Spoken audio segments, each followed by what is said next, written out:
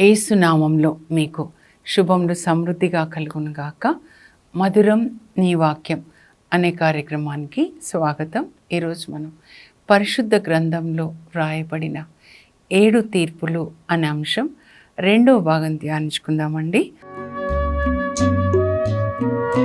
మధురం మధురం నీ వాక్యం నాకు దీపం నీ వాక్యం.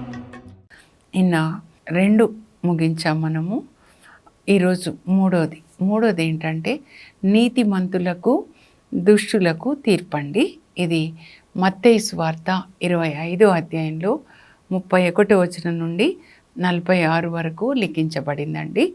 యేసు ప్రభు ఈ లోకంలో ఉన్నప్పుడు పరిశుద్ధ వారంలో మంగళవారం రోజు ఉదయం దేవాలయంలో బోధించి సాయంకాలానికి దేవాలయం నుంచి తూర్పు దిక్కున ఉన్న ఓలివ కొండ మీద కూర్చుంటారు.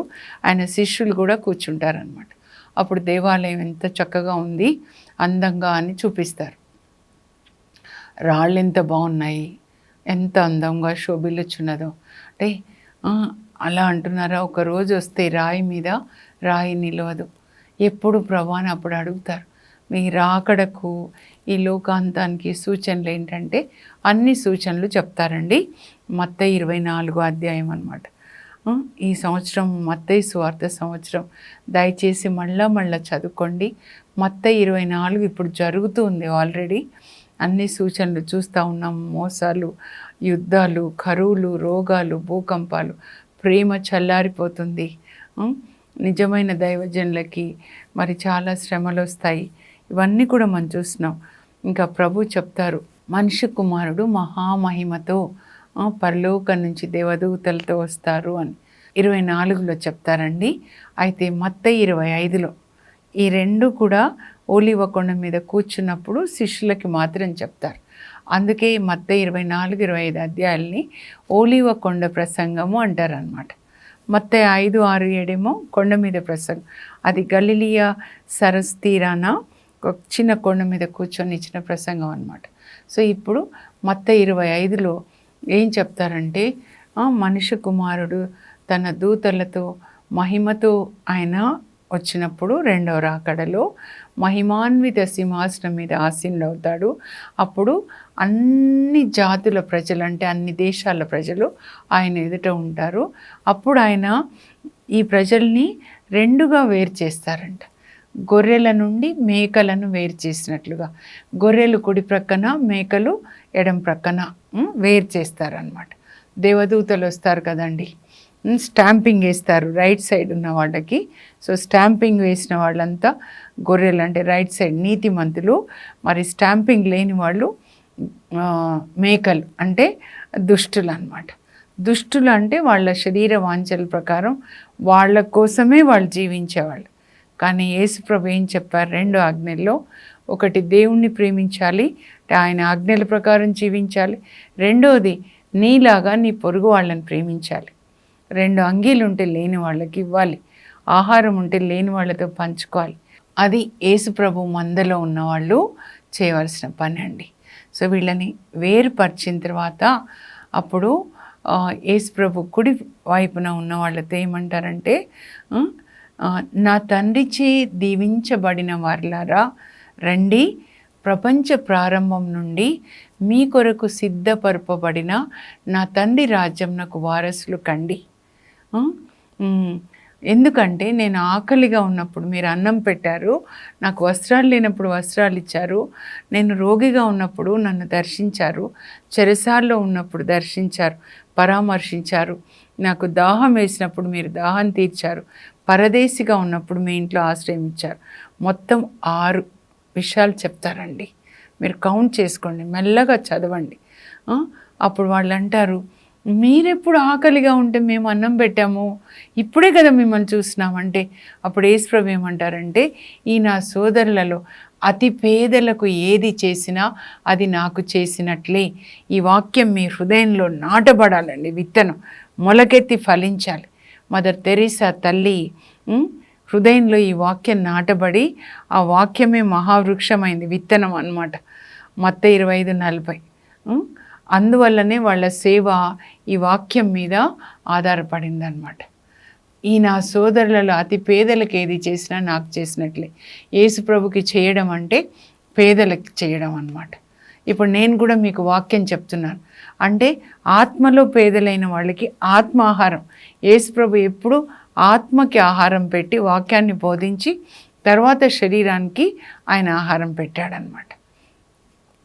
మరి ఇటువైపు ఉన్న వాళ్ళతో ఏమంటారు? నా తండ్రి చేసి శపించబడిన వారులారా, సాతానికి అతని దూతల కొరకు సిద్ధపరపబడిన నరకాగ్నిలోనికి వెళ్ళిపోండి. ఎందుకంటే నాకు ఆకలినప్పుడు అన్నం పెట్టలేదు, నాకు దాహమైనప్పుడు నీళ్ళు ఇవ్వలేదు, బట్టలు లేకపోతే బట్టలు ఇవ్వలేదు, రోగిగా ఉంటే దర్శించలేదు, చెరసాల్లో ఉంటే పరామర్శించలేదు, పరదేశినై ఉంటే మీ ఇంట్లో నాకు ఆశ్రయం ఇవ్వలేదు. 6 విషయాలన్నమాట. వెళ్ళిపోండి. ఎవరి కోసం అంట? నరకం దేవుడు ఎవరికోసం సిద్ధపరిచారంటే సాతానుకి అతని దూతలకు అన్నమాట. ఎవరు ఈ సాతాను అతని దూతలు? ప్రకటన దర్శన 12వ అధ్యాయంలో పరలోకం నుంచి త్రోసివేయబడతారండి. 12:7 అన్నమాట. ఇది కనుక ఇక్కడ తీర్పు దేని మీద ఆధారపడి ఉంటుందంటే పేదల పట్ల మనం చూపించే ప్రేమ అండి. లవ్ బేస్డ్ జడ్జిమెంట్ అని చెప్పండి. ప్రేమ పాస్పోర్ట్ టు హెవెన్ అన్నమాట. పరలోకానికి వెళ్ళాలి అంటే మనకి పాస్పోర్ట్ వద్దా, వీసా వద్దా, పరలోక సిటిజన్షిప్ వద్దా? ఎలా? పేదవాళ్ళకి నువ్వు చేసినప్పుడు, జీసస్ వచ్చినప్పుడు పాస్పోర్టు వీసా ఇస్తారు. అక్కడి నుంచి విమానం వస్తుంది, నూతన యెరూషలేము, అందులో మనల్ని తీసుకెళ్ళి పరలోకానికి తీసుకెళ్తారనమాట. సో దాని కొరకు అక్కడ ఇల్లు కడతారు. మనం ఏది పేదలకి చేస్తే అది, ఆత్మలో పేదలకి, శరీరంలో పేదలకి అన్నమాట. నెక్స్ట్ జడ్జిమెంట్ ఏంటి అనంటే మన క్రియలకండి, మన క్రియలకు తీర్పు ఉంటుంది. 2 కొరింథీ 5వ అధ్యాయంలో 10వ వచనం అండి. కానీ 2 కొరింథీ అంతా చదువుకోవాలి. యాక్చువల్గా 1 నుంచి కనీసం 10 వరకు, లేదా ఇంకా అంతా చదవాలండి. చాలా బాగుంటుంది అన్నమాట. మనము ఇదిగో ఈ శరీరం అనే గుడారము శిథిలమైపోతుందంట. మనం ఎవరంటే ఆత్మ ఈ శరీరం అనే గుడారంలో ఉన్నాం. గుడారం అంటే టెంపరరీ హౌస్ అండి. ఇజ్రాయెల్ ప్రజలు ఎడారిలో వెళ్తుంటే సాయంకాలానికి గుడారం వేసుకుంటారు, ఉంటారు, మళ్ళా చుట్టుకొని మళ్ళీ వెళ్తారనమాట.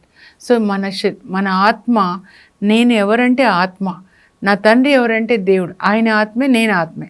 కానీ శరీరం అనే గుడారంలో ఉన్నారు. ఒకరోజు ఇది శిథిలం అయిపోతుంది, మట్టిలోకి వెళ్ళిపోతుంది. సో ఈ గుడారం మట్టిలోకి వెళ్ళిపోయిన తర్వాత ఈ ఆత్మకి దేవుడు పరలోకంలో మహిమగల శరీరాన్ని ఇస్తాడనమాట. ఇప్పుడు పరలోకానికి వెళ్ళగానే మనకేం జరుగుతుందంటే జడ్జిమెంట్ ఉంటుందండి. మనము క్రీస్తు అక్కడ జడ్జిగా ఉంటారనమాట. దేవుడు యేసు ప్రభునే మన కొరకు సిలువలో పాప పరిహార బలిగా ప్రాయశ్చిత్తంగా నిర్ణయించినట్లే తీర్పు కూడా ఆయననే చేస్తాడండి. యేసు ప్రభు ఇప్పుడు జడ్జి సీట్లో కూర్చుంటాడు. కూర్చున్నప్పుడు నేను ఆయన ఎదుట నిలబడతాను. అప్పుడు జడ్జిమెంట్ అన్నమాట. ఇటువైపు సాతాను కూడా వస్తాడు, నా రహస్య పాపాలన్నీ తీసుకొని కదా. అప్పుడు ఈ గ్రంథాలు విప్పుతారనమాట. విప్పినప్పుడు మీరు ఆ పిక్చర్ చూడండి. ఆ దేవదూత, నా దూత అక్కడ పరలోకంలో నేను చేసినవన్నీ రాస్తాడనమాట. సో ప్రతి వ్యక్తి ఇక్కడ ఏం రాస్తాడంటే పౌలు, ప్రతి వ్యక్తి కూడా న్యాయ విచారణకై క్రీస్తు యొక్క న్యాయపీఠం ఎదుట అగపడవలెను. క్రీస్తు యొక్క న్యాయపీఠం సుప్రీం కోర్ట్ అన్నమాట. ప్రతి ఒక్కరూ నిలబడాలి. ఆత్మ శరీరంలోంచి బయటికి రాగానే జడ్జిమెంట్ అన్నమాట. అప్పుడు ఈ శరీరంలో ఆ వ్యక్తి చేసిన ప్రతి ఒక్క క్రియకి తీర్పు ఇవ్వబడుతుంది. ఈ శరీరంతో ఎలాంటి పని చేశాం, దేవుని పని చేసి పరిశుద్ధంగా జీవిస్తే పరలోకానికి వెళ్తాం. అది పరిశుద్ధులు నివసించే చోటు అన్నమాట. సాతాను పాపం అంతా ఈ లోకంలో ఒక్క సాతాను నుంచే వస్తుందన్నమాట. సో అక్కడ సాతాను ఎక్కడ ఉంటాడు? నరకం అన్నమాట. అక్కడికి వెళ్ళిపోతాం. కనుక దేవుని యొక్క వాక్యం ప్రకారం జీవించాలి. నీతి అంటే ఏంటంటే దేవుని వాక్యం ప్రకారం జీవించడం అన్నమాట. ఇది అండి 2 కొరింథీ.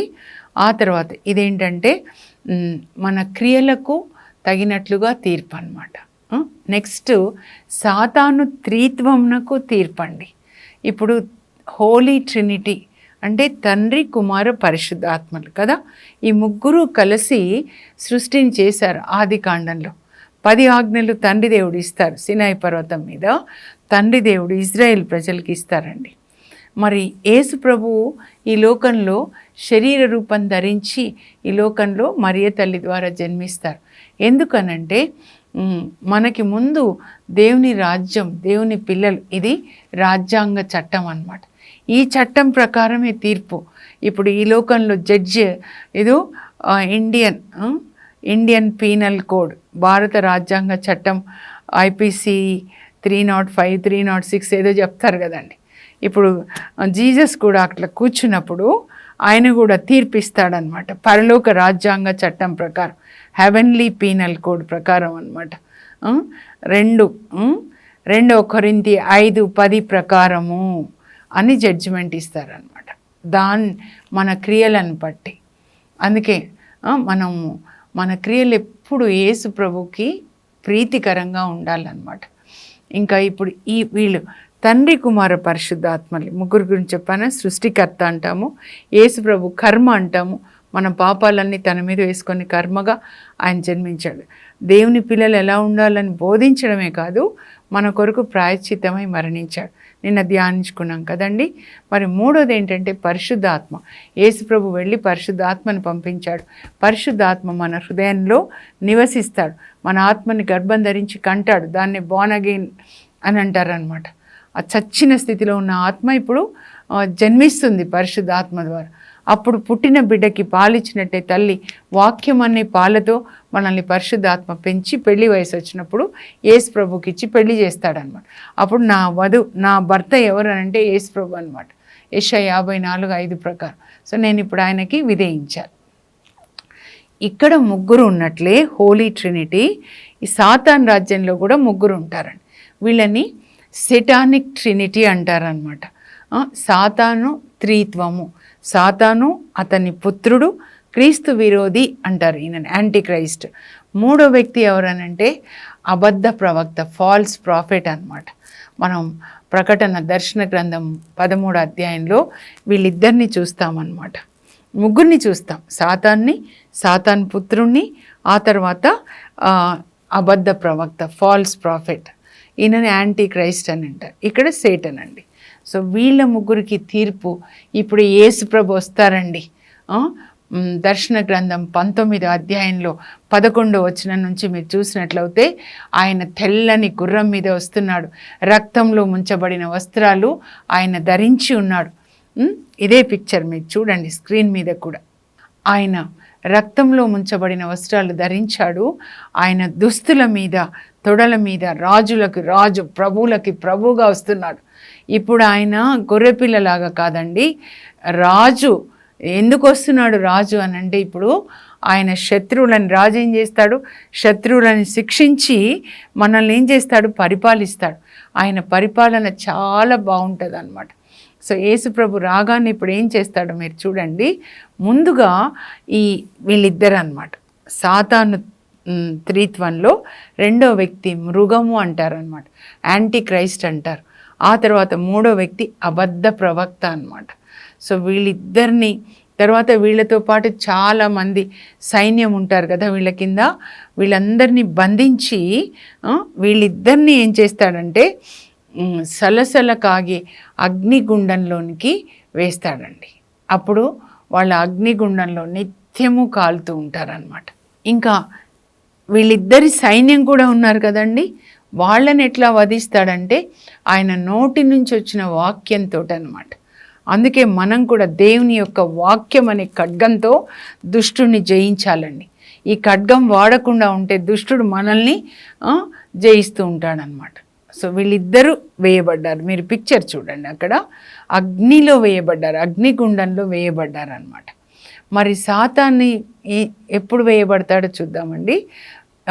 20వ అధ్యాయంలో వస్తే సాతాను కొంతకాలం బంధించబడతాడనమాట, 1000 సంవత్సరాలు. అప్పుడు యేసు ప్రభు ఈ 1000 సంవత్సరాలు ఈ భూమి మీద పరిపాలిస్తాడండి.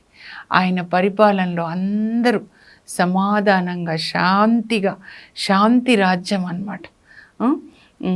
ఆయన పరిపాలన గురించి యెషయా 11:6 నుంచి ఉంటుందండి 9 వరకు. ఆ తర్వాత యెషయా 65లో కూడా 17 నుంచి ఉంటుంది. తోడేలు గొర్రెపిల్ల కలిసి జీవిస్తాయి, ఇంకా పాములు మనకి కరవడము విషంగా ఉండవు అన్నమాట. అన్ని జంతువులు కూడా ఎవరు ఎవరికి హాని చేయకుండా ఏదైనా తోటలో ఎలా ఉన్నారు అందరూ, ఆదాము అవ్వ సాతాను రాకముందనమాట. జంతువులు కూడా మళ్ళీ అన్ని శాకాహారులుగా ఉంటాయి. ప్రకృతి అంతా చాలా శోభాయమానంగా ఉంటుంది. ప్రజలందరూ కలిసి ఉంటారు 1000 సంవత్సరాలు. అప్పుడు నీతి ఉంటుంది అన్నమాట. ఈ 1000 సంవత్సరాల పరిపాలన తర్వాత సాతాన్ని బంధించారు కదండి ముందు, పరిపాలనకు ముందు. అప్పుడు సాతాన్ని మళ్ళీ కొంతకాలం విడిచిపెడతారు. విడిచిపెడితే ఇప్పుడు కూడా ఏం చేస్తారు చూడండి, సాతాను గోగు మాగోగు అక్కడి నుంచి ఇంకా అనేక ప్రాంతాల నుంచి, గోగు మాగోగు అంటే ఎజెకియెల్ 38లో ఉంటుందండి, రష్యా అట్లా అన్నమాట. సో ఇంకా మిగతా ప్రాంతాల నుంచి ఆయన వైపు ఎంతమంది ఉంటారో వాళ్ళందరినీ పోగు చేసుకొని యెరూషలేం మీదకి యుద్ధానికి వస్తాడండి. వచ్చినప్పుడు దేవుడు ఏం చేస్తారంటే ఒక్క క్షణమే అన్నమాట, ఒక్క క్షణమే పరలోకం నుంచి అగ్ని కురిపించి అందరినీ, సాతాను ఎవరెవరిని పోగు చేసుకొని వచ్చాడో వాళ్ళందరినీ కూడా కాల్చేస్తాడనమాట. మరి సాతాన్ని ఏం చేస్తాడంట, సాతాన్ని బంధించి వీళ్ళిద్దరిని ఏ అగ్నిగుండంలో వేశాడో, సాతాన్ పుత్రుణ్ణి అంటే మృగం అన్నమాట, బీస్ట్, అబద్ధ ప్రవక్త, ఈ సాతాన్ని కూడా అగ్నిగుండంలో వేసేస్తారన్నమాట. అక్కడ అవి అహోరాత్రములు కలకాలం పీడించబడతాయంట. ఈ అగ్నిగుండం అంటే దీన్ని నరకం కూడా ఇందులోనే వేయబడుతుందండి. ఇప్పుడు నరకం ఏంటి అది కూడా నేను మీకు చెప్తాను. అది కూడా ఇందులో వేయబడుతుంది అన్నమాట. ఎప్పటికీ అవి ఇంకా అక్కడ పీడించబడుతూనే ఉంటాయన్నమాట. ఆ తర్వాత ఇంకా మృతులకు తీర్పు అండి. మృతులకు తీర్పు. ఎవరి మృతులు మనం చూద్దాం. ఆత్మలో మరణించి ఉన్న వాళ్ళు అన్నమాట. ఆత్మలో మరణించిన వాళ్ళు ఎప్పుడూ శరీర వాంఛల ప్రకారమే జీవిస్తారండి. ఏం తినాలి, ఏం త్రాగాలి, ఎవరిది దోచుకోవాలి, ఎవరికి మోసం చేయాలి, ఎప్పుడు అవే ఆలోచనలు అన్నమాట. ఆత్మలో జన్మించిన వాళ్ళు ఎప్పుడు ఎలా నీతి మార్గంలో నడవాలి, బైబిల్ చదివి ఇంకా రోజు రోజుకి ఎలా పరిశుద్ధతలో ఎదగాలి, పునీతుల జీవితాలు చదివితే వాళ్ళందరూ కూడా ఆత్మలో జన్మించిన వాళ్ళు అన్నమాట. పరిశుద్ధ ఆత్మ నడిపింపులో ఉన్నవాళ్ళు. Holy spirit, God will lead us every day అన్నమాట. ఈ మృతులు ఎవరు అనంటే ఇక్కడ ధవళ సింహాసన తీర్పు అని ఉంటుందండి. మీరు చదువుకోండి మెల్లగా. నేను ఈ బుక్ అంతా కూడా మళ్ళీ చెప్తాను మీకు. దర్శన గ్రంథం, ప్రకటన గ్రంథము 20వ అధ్యాయం 11 నుంచి ధవళ సింహాసన తీర్పు అంటే వైట్ థ్రోన్ జడ్జిమెంట్ అన్నమాట. ఇక్కడ ఏమని రాయబడి ఉంటుందంటే సింహాసనం మీద కూర్చొని ఉన్నారు. అప్పుడు అందరూ, మృతులందరూ కూడా, ఎవరు యేసు ప్రభు కూర్చున్నారు, తీర్పు అంతా ఆయన తీరుస్తాడు కదా. కూర్చున్నప్పుడు మృతులందరూ కూడా ఆయన సింహాసనం ఎదుట ఉన్నారంట. వీళ్ళని మృతులు అంటున్నారంటే ఆత్మలో చనిపోయిన వాళ్ళు. ఈ లోకంలో ఉన్నప్పుడు ఆత్మలో వాళ్ళు ఎప్పుడు కూడా, ఆత్మ జన్మించలేదండి అంతే. అప్పుడు ఆత్మలో చనిపోయిన వాళ్ళు ఉన్నారంట. ఉన్నప్పుడు 2 తెరవబడ్డాయి చూడండి. గ్రంథాలు విప్పబడెను. దేవదూతలు గ్రంథాలు విప్పుతారనమాట. ఆ తర్వాత జీవ గ్రంథం కూడా విప్పబడింది. పరలోకంలో జీవ గ్రంథం ఉంటుందండి. ఎవరి పేర్లు ఆ జీవ గ్రంథంలో ఉంటాయో వాళ్ళే నిత్య జీవంలోనికి ప్రవేశిస్తారనమాట. ఈ లోకంలో వాక్యం ప్రకారం జీవించిన వాళ్ళందరి పేర్లు ఆ గ్రంథంలో ఉంటాయి. అప్పుడు నిత్య జీవం అన్నమాట. గ్రంథాలు విప్పబడతాయి. విప్పబడినప్పుడు వాళ్ళు ఈ శరీరంలో ఉన్నప్పుడు ఏం చేశారో అవన్నీ కూడా చదవబడతాయి అన్నమాట.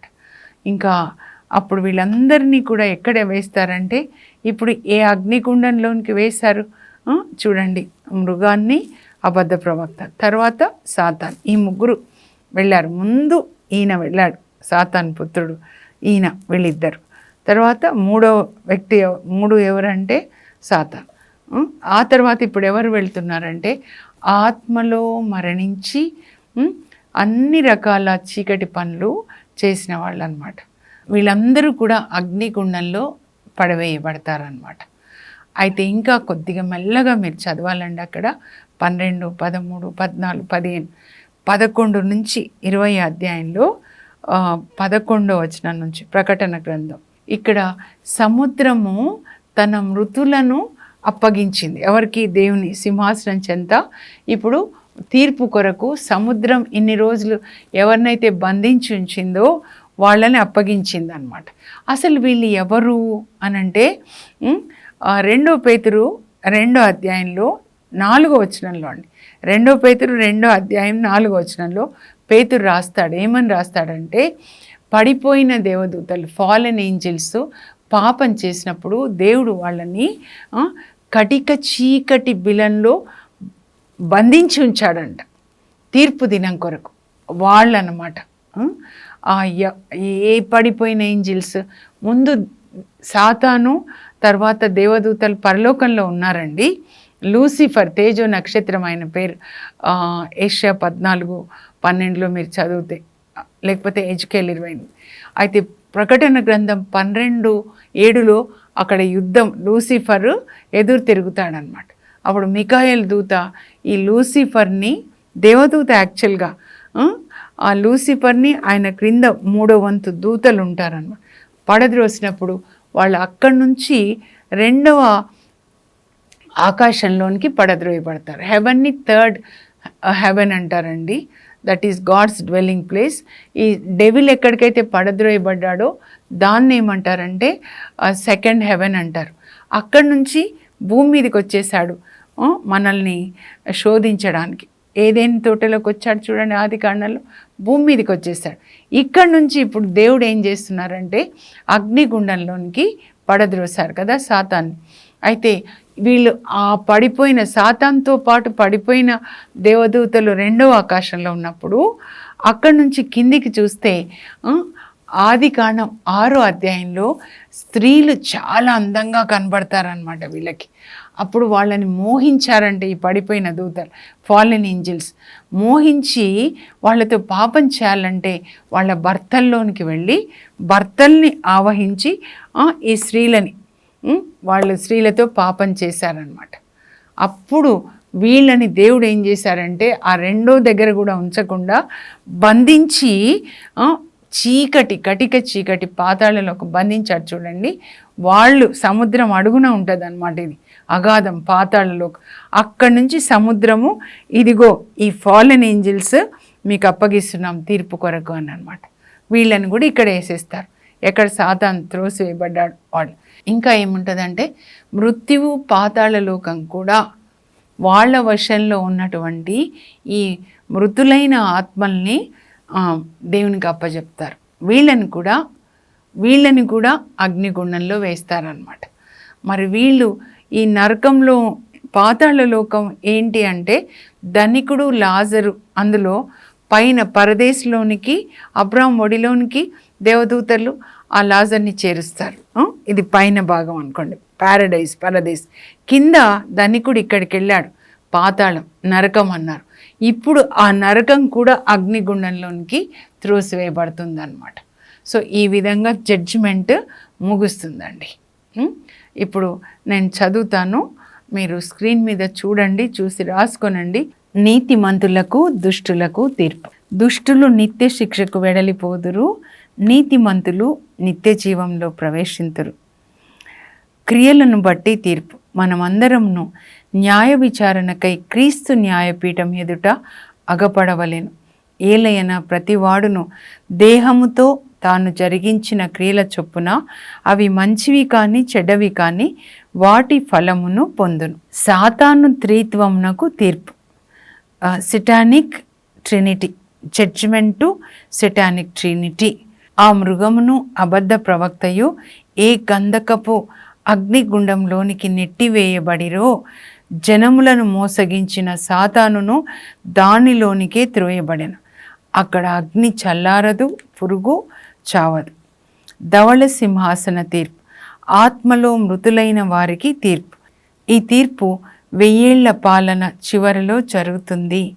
మృతులైన వారందరూ దేవుని సింహాసనం ఎదుట నిలువబడి ఉండిరి. అప్పుడు గ్రంథములు విప్పబడెను. ఆ గ్రంథములలో వ్రాయబడినట్లుగా వారి వారి క్రియలను బట్టి వారికి తీర్పు విధింపబడెను. పడిపోయిన దూతలకు తీర్పు. సముద్రము తనలోనున్న మృతులను అప్పగించెను. ఈ మృతులు పడిపోయిన దేవదూతలను సూచింపవచ్చును. కుడ్బి. మృత్యువును పాతాళ లోకంను వాటి వశంలోనున్న మృతులను అప్పగించెను. ఇది అవిశ్వాసులందరినీ సూచిస్తుందండి. ఈ మృతులందరూ అగ్నిగుండంలో పడద్రోయబడిరి. జీవ గ్రంథమున ఎవరి పేర్లు వ్రాయబడలేదో వారందరూ అగ్నిగుండమున త్రోయబడిరి. అంటే జీవ గ్రంథంలో పేర్లున్న వాళ్ళందరూ పరలోకంలో నిత్య జీవంలోనికి ప్రవేశిస్తారు. యేసు ప్రభు వచ్చి తీసుకెళ్తారు. ప్రార్థన చేసుకుందాం. పరలోకపు మా తండ్రి, 7 రకములైన తీర్పులని గురించి మేము విన్నాం. ఈ తీర్పులో మేము గెలవాలి ప్రభా.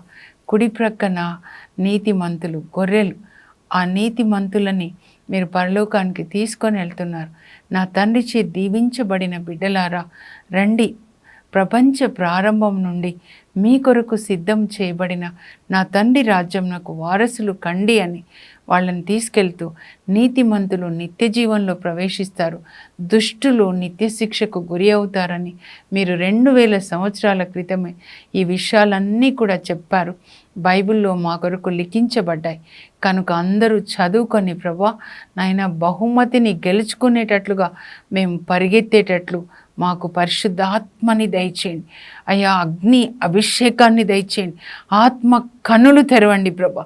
పరిశుద్ధాత్మదేవ, ఒక్కొక్క బిడ్డ ఆత్మని గర్భం ధరించి కనండి ప్రభా. బార్న్ అగైన్ ఎక్స్పీరియన్స్ బిడ్డలకి ఇవ్వండి. బైబిల్లో క్రీస్తు వెలుగును చూసినట్లుగా ఈ బిడ్డల యొక్క మనోనేత్రంలో తెరవబడును గాక. పరిశుద్ధ గ్రంథాన్ని పఠించి పాటించి ప్రకటించే కృపని బిడ్డలకి దయచేయండి. యేసు నామంలో అడుగుచున్నాం తండ్రి, ఆమెన్. బహుమతిని గెలుచుకునేటట్లుగా మీరు మీ పరుగును నీతి మార్గంలో సాగించండి. God bless you. Have a blessed day.